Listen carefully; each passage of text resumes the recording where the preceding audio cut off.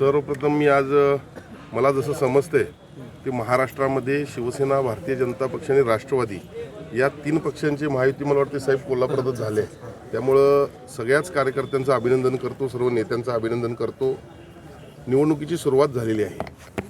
विरोधी पक्ष हे टीका करण्याशिवाय दुसरं काय करत नाही आहेत. पण आमचं काम एवढं मोठं आहे महायुतीचं, जे सन्माननीय पंतप्रधान नरेंद्रभाई मोदी असतील, मुख्यमंत्री देवेंद्रजी फडणवीस असतील, उपमुख्यमंत्री एकनाथजी शिंदे, उपमुख्यमंत्री अजितदादा पवार यांच्या माध्यमातून महाराष्ट्रामध्ये फार मोठ्या प्रमाणातल्या योजना असतील, कोल्हापूर शहर पातळीवर होणारं काम असेल, ते एवढं मोठं काम आहे, ते लोकांच्यापर्यंत घेऊन जाणं फार गरजेचं आहे.